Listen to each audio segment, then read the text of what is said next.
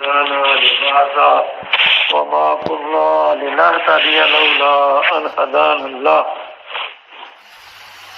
أعوذ بالله من الشيطان الرجيم. بسم الله الرحمن الرحيم. عن زياد بن لبيد قال ذكر النبي صلى الله عليه وسلم شيئا فقال ذاك عند أوى إن ذهاب العلم. قلت يا رسول الله وكيف يذهب العلم ونحن نقرأ القرآن ونقرئه أبناءنا ويقرئه أبناءهم إلى يوم القيامة. قال ثقلت أمك زياد إن كنت لأراك من يفقه رجل في المدينة أو ليس هذه اليهود والنصارى يقرؤون التوراة والإنجيل لا يعلمون بشيء مما فيهما. باب ذهاب القرآن والعلم. قرآن اور علم کا اٹھ جانا قیامت کی نشانی ہے. قرآن اور علم کا اٹھ جانا قیامت کی نشانی ہے. زیاد بن لبید سے روایت ہے کہ نبی محترم نبی مکرم علیہ الصلوۃ والسلام کے سامنے کسی بات کا ذکر آیا تو آپ نے فرمایا یہ تو اس وقت ہوگا جب علم اٹھ جائے گا. تو میں نے عرض کیا یا رسول اللہ علم جو ہے وہ کس طرح اٹھ جائے گا؟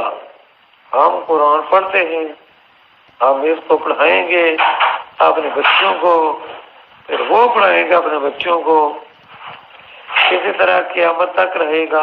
آپ نے فرمایا تیری ماں تجھ کو روئے. اے زیاد یہ محاورہ ہے عرب کا، بددعا نہیں ہے، اور مطلب یہ ہے کہ تیری حماقت پر رو دے یا تو اتنا احمق ہو اس کا مرنا ہی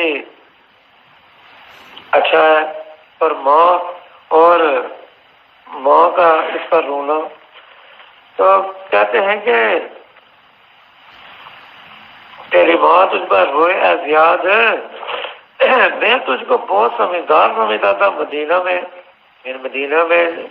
کے جو لوگ ہیں ان لوگوں میں تمہیں میں سمجھدار سمجھتا تھا. تو کیا یہ یہود اور نصارہ تورات اور انجیل کو نہیں پڑھتے؟ لیکن کیا فائدہ، ان کو کسی بات پر عمل نہیں کرتے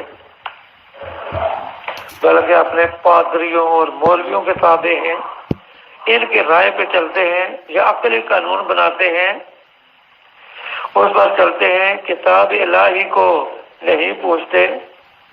تو جو مقلدین حضرات ہیں وہ اگر اس حدیث پہ غور کریں، کاش کہ وہ غور کریں اس حدیث پہ کہ فرمایا قرآن مجید تو ہوگا لیکن وہ کیا ہے، وہ عقلی قانون بنائیں گے کہ یوں کر لیا تو کیا حرج ہے، یوں کر لیا تو کیا حرج ہے.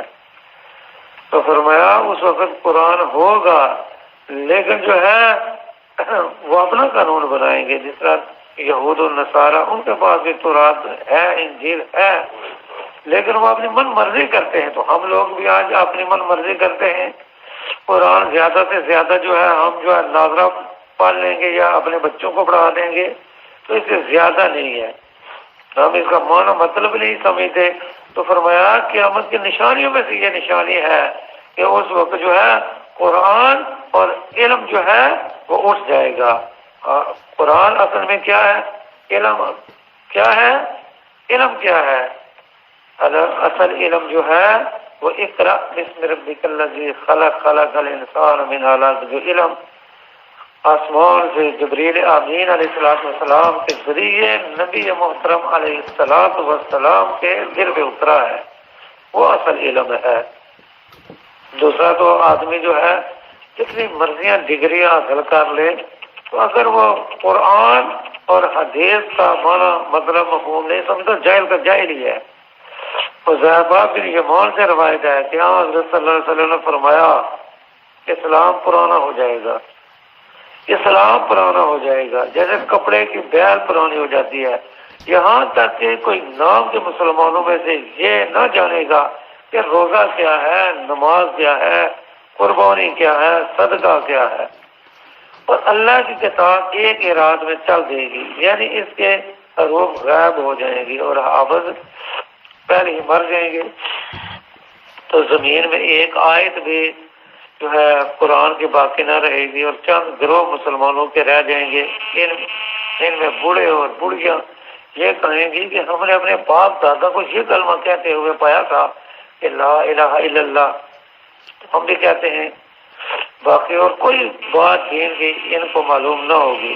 سیرہ بن ظفر نے کہا، جو تابعی ہیں اور حذیفہ رضی اللہ تعالیٰ سے روایت نہیں کرتے ہیں، وہ تو فقط لا الہ الا اللہ کہنے سے ان کو کیا فائدہ ہوگا؟ وہ نہیں جانتے روزہ اور نماز اور قربانی اور زکوٰۃ کو۔ تو حذیفہ نے 3 بار ان کی طرف سے منہ پھیرا، لیکن صلہ نے پھر پوچھا 3 بار، ہر بار حذیفہ جواب نہیں دیتے تھے، منہ پھیر لیتے تھے۔ تو تیسری بار میں انہوں نے رخ کیا صلہ کی طرف اور کہا، اے صلہ، یہ کلمہ ان کو دوزخ سے نجات دلوا دے گا۔ 3 بار اس کو کہا، کیونکہ وہ لوگ دین کی اور باتوں کے منکر نہ ہوں گے، پھر نواقف ہوں گے، اور نواقف آدمی کو نجات کے لیے پھر توحید جو ہے وہ کافی ہے۔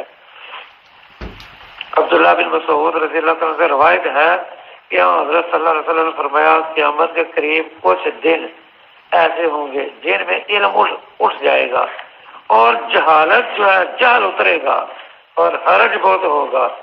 تو پیچھے گزرا ہے کہ حرج کیا ہے کہ قتل بہت زیادہ ہو جائے گا۔ ابو موسیٰ سے روایت ہے کہ حضرت صلی اللہ علیہ وسلم نے فرمایا، تمہارے بعد ایسے دن آئیں گے جن میں جہل اترے گا اور علم اٹھ جائے گا اور حرج بہت۔ لوگوں نے عرض کی، یا رسول اللہ صلی اللہ علیہ وسلم حرج کیا ہے؟ تو آپ صلی اللہ علیہ وسلم نے فرمایا، قتل ہے۔ ابو ہریرہ رضی اللہ عنہ سے روایت ہے کہ حضرت صلی اللہ علیہ وسلم نے فرمایا، زمانہ چھوٹا ہو جائے گا۔ قیامت کی نشانیوں میں سے نشانی کہ زمانہ چھوٹا ہو جائے گا، یعنی جلدی گزرے گا، بے وجہ ایک عشرت کے یا برکت نہ ہونے کی وجہ سے، یا یہ مراد ہے کہ عمریں چھوٹی ہوں گی۔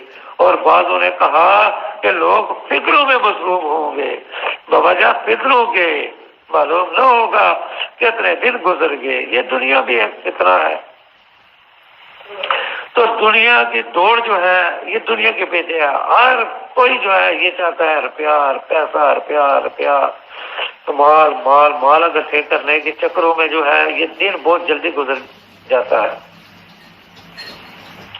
اور فرمایا کہ قیامت کی نشانیوں میں سے یہ علم جو ہے یہ کم ہو جائے گا اور بخیلی ڈال دی جائے گی، بخیلی عام ہو جائے گی لوگوں کے دلوں میں، اور فطریں ظاہر ہوں گے اور حرج بہت ہوگا۔ تو لوگوں نے عرض کیا، یا رسول اللہ حرج کیا ہے؟ آپ نے فرمایا، قتل ہے۔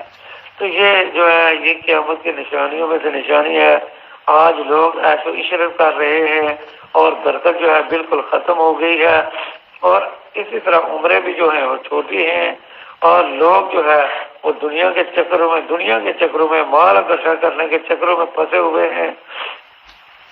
تو پھر دن جو ہے یہ بہت جلدی گزر جاتا ہے، پتہ ہی نہیں چلتا۔ صبح ہوئی شام آ گئی، اور بعض اوقات یہ کسی سے پوچھنا پڑتا ہے، آج دن کون سا ہے؟ آج سوموار ہے، منگل ہے، آج کون سا دن ہے؟ تو فرمایا کہ یہ قیامت کی نشانیوں میں سے ہے۔ تو اللہ تبارک و تعالیٰ سے دعا ہے، اللہ تعالیٰ ہم کو دین سیکھنے کی، اس پر عمل کرنے کی اللہ تعالیٰ توفیق نصیب فرمائے۔